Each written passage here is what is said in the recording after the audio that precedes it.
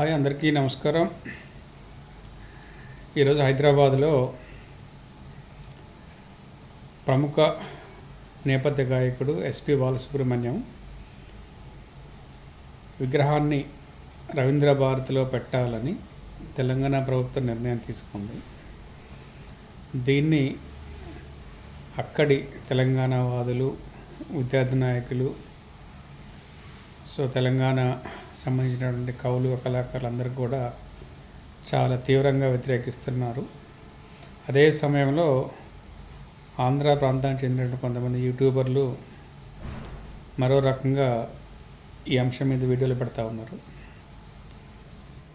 ఆంధ్ర వల్ల వాదన ఏంటంటే, అది హైదరాబాదులో అన్ని రకాల ప్రజలు ఉంటారు, ఇది కాస్మోపాలిటన్ సిటీ కాబట్టి ఆంధ్ర, తెలంగాణ, తమిళ అలాంటి ఫీలింగే ఉండకూడదు, అన్ని విగ్రహాలు పెట్టచ్చు అనేది వాళ్ళు కొంతమంది యూట్యూబర్స్ నేను చూస్తున్నాను.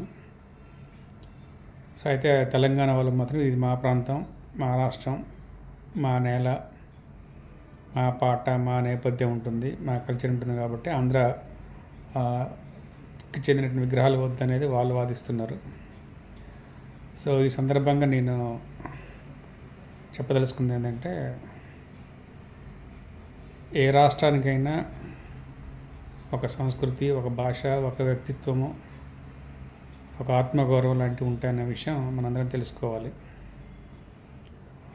ఆంధ్ర వేరు, తెలంగాణ వేరు, తమిళనాడు వేరు, కేరళ వేరు, యూపీ వేరు, ఇలా వేరువేరుగానే ఉంటాయి. ఎందుకంటే తెలంగాణకి, ఆంధ్రాకి భాషాపరంగా కానీ, సాంస్కృతిక పరంగా కానీ, తర్వాత అలవాట్ల, వ్యవహారాల పట్ల కూడా ప్రత్యేకమైనటువంటి డిఫరెన్స్లు ఉన్నమాట వాస్తవం. అన్నిటికంటే ముఖ్యంగా తెలంగాణ ఏర్పాటైంది, తెలంగాణ వ్యతిరేకించి ఇక్కడ ఆంధ్ర ప్రజలు వ్యతిరేకించారు, తెలంగాణ వాళ్ళకి కావాలని కొట్లాడారు. అది సుదీర్ఘ పోరాటం తర్వాత సోనియా గాంధీ ఆశీస్సులతో తెలంగాణ వచ్చిన మాట వాస్తవం. విద్యార్థుల పోరాటంతో, సోనియా గాంధీ హామీతో తెలంగాణ వచ్చింది. అయితే దురదృష్టవశాత్తు ఉద్యమానికి సంబంధం లేని, పార్లమెంట్ ప్రాసెస్లో పాల్గొనని కేసీఆర్ అధికారం రావటం అనేది తెలంగాణ ప్రజలు చేసుకున్న దురదృష్టం. అది వాళ్ళ చైతన్యానికి మనం కొంచెం వాళ్ళు సిగ్గుపడాల్సిన అవసరం ఉంటుంది. అదొకటైతే, ఈ విగ్రహం పెట్టడం అనేది ఎంతవరకు సబబు అనేది మనం చర్చించుకుంటే, నాకు తెలిసి 2 వాదనలు వినిపిస్తాను నేను. ఒకటి ఏంటంటే, ఏ రాష్ట్రం వాళ్ళు ఆ రాష్ట్రానికి సంబంధించిన ప్రముఖ వ్యక్తుల విగ్రహాలు పెట్టుకోవటం అనేది మంచి సాంప్రదాయము. మేము హైదరాబాద్లో ఉంటున్నాం కాబట్టి విగ్రహాలు పెడతా అంటే కుదరదు. ఢిల్లీలో అంటే పెట్టచ్చు, ఢిల్లీ అనేది కేంద్ర దేశ రాజధాని కాబట్టి అక్కడ అన్ని ప్రాంతాలకు సంబంధించిన హక్కులు ఉంటాయి కాబట్టి పెట్టుకోవచ్చు. అదే హైదరాబాద్లో తమిళనాడు వాళ్ళు వచ్చో, లేకపోతే కేరళ వాళ్ళు వచ్చో, లేకపోతే యూపీ వాళ్ళు వచ్చి ఇక్కడ వచ్చి విగ్రహాలు పెడతారంటే ఎవరు ఒప్పుకోరు, అది వాళ్ళు కూడా ఆమోదించరు. అయితే అదే సమయంలో దీనికి ఒక పరిష్కారం ఏంటంటే, 2 రాష్ట్రాలు కలిసిమెలిసి పనిచేయాలన్నా, ఒక ఫ్రెండ్లీ వాతావరణం ఉండాలంటే ఒక ఆలోచన చేసుకోవచ్చు. తెలంగాణ ప్రాంతానికి చెందినటువంటి ప్రముఖులు అంటే దేశవ్యాప్తంగా కానీ, ఉమ్మడి 2 రాష్ట్రాల వ్యాప్తంగా కానీ వాళ్ళ ప్రాధాన్యత ఉండి, వాళ్ళ చేసిన కంట్రిబ్యూషన్ 2 రాష్ట్రాలకు సూట్ అయ్యేది ఉంటే, తెలంగాణ వారి విగ్రహాలను కూడా ఆంధ్ర ప్రాంతంలో పెట్టగలిగే ఒక విశాల దృక్పథం ఆంధ్ర ప్రజలకు ఉంటే, వారు తెలంగాణలో, హైదరాబాదులో వారి ప్రాంతానికి సంబంధించినటువంటి విగ్రహాలను ప్రముఖ వ్యక్తుల్లో పెట్టడానికి వాళ్ళు అడగటంలో న్యాయం ఉంది. కానీ ఇవాళ హైదరాబాద్లో చూస్తే ఎన్టీఆర్ పార్కు, ఎన్టీఆర్ విగ్రహం, ఆ ట్యాంక్ బండ్ మీద ఉన్న విగ్రహాలు మొత్తం కూడా ఆంధ్ర ప్రాంతానికి అవన్నీ ఉమ్మడి రాష్ట్రంలో పెట్టినప్పటికి కూడా వాళ్ళు ఆ తెలంగాణ వచ్చిన తర్వాత తొలగించడం కానీ, పగలగొట్టడం కానీ చేయలేదు. నిజానికి అలా చేసి ఉంటే ఇవాళ ఎన్టీఆర్ పార్క్ అక్కడ ధ్వంసం అయ్యేది, ట్యాంక్ బండ్ ధ్వంసం అయ్యేది, హైదరాబాద్లో ఉన్నటువంటి అన్ని రకాల ఆంధ్ర లేదా తెలంగాణ ఇతర విగ్రహాలను ధ్వంసం చేసి ఉండేవాళ్ళు. కానీ అలా చేయలేదు. నోట్ దిస్ పాయింట్ అనమాట. అదే సమయంలో వాళ్ళు తెలంగాణ వచ్చిన తర్వాత వాళ్ళ పాలన వాళ్ళు చూసుకుంటున్నారు, ఆంధ్ర పాలన ఆంధ్ర వాళ్ళు చేసుకుంటున్నారు, ఎవరు డెవలప్మెంట్ వాళ్ళు చేసుకుంటున్నారు. అది ముందు వెనక అవుతుంది, అది మ్యాటర్ కాదు ఇక్కడ. కానీ విగ్రహాలు పెట్టడం అనేది ఇప్పటికి కూడా ఆంధ్ర ప్రాంతానికి చెందిన విగ్రహాలు పెట్టి తెలంగాణ వారి ఉనికిని దెబ్బతీయటము, లేకపోతే వారి మీద ఆధిపత్యం చూపెట్టుకోవటే ప్రయత్నం చేయటం, దానికి సంబంధించి ప్రజెంట్ ఉన్న కాంగ్రెస్ ప్రభుత్వం కూడా గాడిదలతో కూపడం అనేది కరెక్ట్ కాదు. సో నిజంగా రేవంత్ రెడ్డికి అలాంటి ఆలోచన ఉంటే తెలంగాణ చెందినటువంటి ప్రముఖ వ్యక్తులు సో ఎవరైతే ఉన్నారో వారందరి విగ్రహాలు కూడా వైజాగ్ బీచ్లోనో లేకపోతే రాజమండ్రిలోనో లేకపోతే నీకు అమరావతి సెక్రటేరియట్ ముందుగానో పెట్టడానికి అవకాశం ఉందా, అట్లా పెట్టించే దమ్ము రేవంత్ రెడ్డికి ఉందా అనేది కూడా ఇక్కడ మనం ఆలోచించాల్సిన అవసరం ఉంది.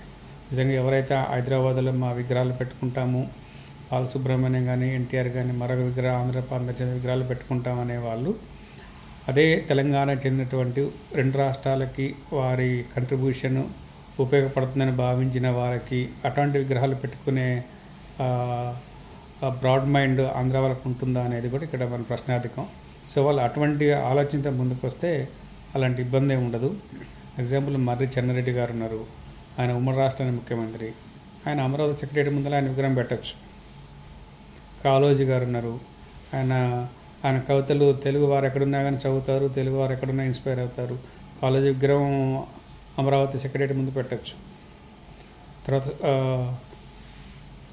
సురవరం ప్రతాప్ రెడ్డి కానీ, తర్వాత ఇటీవల చనిపోయిన అందశ్రీ కానీ, ఇలా చెప్పుకుంటూ పోతే తెలంగాణలోనే 2 రాష్ట్రాలకు సంబంధించినటువంటి ప్రజలు ప్రభావితం చేయగల, ఇన్స్పైర్ చేయగల, మోటివేషన్ చేయగల ప్రముఖులు ఎవరైతే ఉన్నారో వాళ్ళందరి విగ్రహాలు కూడా ఆంధ్రాలో పెట్టగలిగే అవకాశం ఉందా అంటే అది ఆలోచించాల్సిన అవసరం ఉంది. అలాగే పివి నరసింహ గారు ఉన్నారు. పివి నరసింహరావు గారు తెలంగాణ నుంచి ప్రాతినిధ్యం వహించి దేశానికి ప్రధానమంత్రి అయ్యారు. కానీ ఇవాళ ఆంధ్రాలో పివి నరసింహరావు గారి పేరు మీద ఒక్క విగ్రహం లేదు, ఒక్క పథకం లేదు, ఏ పథకానికి కూడా ఆయన పేరు పెట్టిన సందర్భం లేదు. సో ఇది కూడా ఆలోచించాల్సిన అవసరం ఉంది. సో తెలంగాణ నుంచి ఉన్న ఎవరైతే సామాజికవేత్తలు ప్రముఖులు ఎవరో వాళ్ళందరూ కూడా మనం గుర్తించలేనప్పుడు అదే తెలంగాణలో మా ఆంధ్ర విగ్రహాలు పెడతాము, సో దానికి సంబంధించి మీరు అనుమతి ఇవ్వండి, ఎంతకైనా ఆడతామంటే అది కరెక్ట్ కాదు అన్న విషయం మనం స్పష్టం చేయాల్సిన అవసరం ఉంది. సో ఈ దిశగా ఆలోచన చేయకపోతే తెలంగాణ వాళ్ళ యొక్క మనోభావాలు దెబ్బతిని మరికొంత 2 రాష్ట్రాల మధ్య ఒక రకమైనటువంటి హేట్రెడ్ ఫీలింగ్తో ఇంకా ఎక్కువ అవకాశం ఉంది. ముఖ్యంగా హైదరాబాద్లో సెటిల్ అయినటువంటి ఆంధ్ర వాళ్ళ పరిస్థితి చాలా అగమ్య గోచరంగా ఉండే పరిస్థితి ఉంది. ఎందుకంటే తెలంగాణ ఉద్యమం అప్పుడు కూడా చాలా స్ట్రాంగ్గా చాలా విషయాలు ఆంధ్ర చెందిన వ్యాపారాలు కానీ, భవనాలు కానీ, లేకపోతే రామోజీ ఫిలిమ్స్ లాంటి వాటిని కూడా తెలంగాణ ప్రజల ఆవేశంతో వాటిని కూలగొట్టాలని ప్రయత్నం చేసినప్పుడు కూడా ఆ ఉద్యమ నాయకత్వం వహించినటువంటి అన్ని పార్టీల పెద్ద మనుషులు అది హింసా ధోరణిలోకి వెళ్లకుండా ప్రజాస్వామ్యతంగా తెలంగాణ తెచ్చుకుందాం ఆలోచనలోనే ఉన్నారు. కాబట్టి ఈరోజు హైదరాబాద్ నడిబొడ్డున, అంటే తెలంగాణ వచ్చిన తర్వాత కూడా హైదరాబాద్ నడిబొడ్డున ఎన్టీ రామారావు పార్క్ ఉంది, ట్యాంక్ బండ్ మీద వాళ్ళ విగ్రహాలు ఉన్నాయి, రామోజీ ఫిల్మ్ సిటీ ఉంది. ఇవాళ చాలా వ్యవహారాలు ఆంధ్ర చెందిన అక్కడే నడుస్తున్నాయి. అయినా కానీ వాళ్ళు పట్టించుకోలేదు. ఇంకా సరిపోలేదు అన్నట్టుగా ఇవాళ బాలసుబ్రహ్మణ్యం విగ్రహం పెడతాము, రేపు బాలకృష్ణ విగ్రహం పెడతాము, ఆ తర్వాత చంద్రబాబు విగ్రహం పెడతాము, ఆ తర్వాత వైఎస్ రాజశేఖర విగ్రహం పెడతాం అన్ని చోట్ల అంటే అది ఖచ్చితంగా తప్పే అవుతుంది. అంత విశాల మనసత్తా ఉంటే ముందు వాళ్ళు తెలంగాణకు చెందిన మరి చెన్నారెడ్డి కానీ, సురవరం ప్రతాప్ రెడ్డి కానీ, కాళోజీ కానీ, అందశ్రీ కానీ, సో ఇంకా పోతే పివి నరసింహ గారి పేరు మీద కానీ పథకాలు కానీ విగ్రహాలు కానీ పెట్టాము మేము. మాకు ఆ ఫీలింగ్ లేదు. 2 రాష్ట్రాలు ఒకటే, మనం టెక్నికల్గా 2 రాష్ట్రాలుగా విడిపోయినా తెలుగువారిగా కలిసి ఉందాము, తెలుగువారిని గౌరవించుకుందాము అనే ఒక మ్యూచువల్ కన్సర్న్ అనేది ఆంధ్ర ప్రాంత ప్రజల నుంచి లేకుండా కేవలం తెలంగాణ మేము హైదరాబాద్లో బతుకుతున్నాం కాబట్టి విగ్రహాలు పెట్టుకున్నాము అంటే భవిష్యత్తులో తెలంగాణ వాళ్ళు దీన్ని సీరియస్గా తీసుకునే అవకాశం ఉంది. తెలంగాణ ఉద్యమం అనేది వచ్చిన తర్వాత, రాష్ట్రం వచ్చిన తర్వాత కూడా ఇంకా పరాయి పెత్తనం అనేది వాళ్ళ తెలంగాణ ప్రజల ఆత్మగౌరవం దెబ్బతీసినట్టు అవుతుంది. ఆ దిశగా ప్రయత్నాలు మరింత కొనసాగితే 2 రాష్ట్రాలు తిరగలేని పరిస్థితి ఏర్పడుతుంది. అది 2 రాష్ట్రాలకు కూడా ఆర్థికంగా, సాంస్కృతికంగా, డెవలప్మెంట్ పరంగా మంచిది కాదు. కాబట్టి తెలంగాణ రాష్ట్ర ప్రభుత్వం బాలసుబ్రహ్మణ్య విగ్రహాన్ని తక్షణం విరమించుకోవాల్సిన అవసరం ఉంది.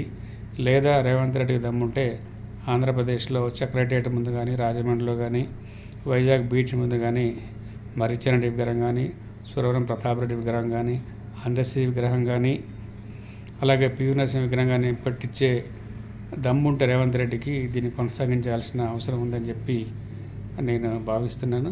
కాబట్టి విగ్రహాలు అనేవి అది కూడా ఆయన పెద్ద సింగర్ ఏం కాదు. ఆయన పాడిన పాటలు కూడా పెద్ద అన్ని బూతు పాటలే. సమాజానికి పనికొచ్చే పాటలు ఇందులో కూడా ఆయన పాటలు లేవు. అది అందరికీ తెలిసిందే. ఎందుకంటే సినిమాలోనే సమాజానికి పనికొచ్చే కంటెంట్ తెలుగు సినిమా ఫీల్డ్లో లేదన్నది మనకు తెలుసు.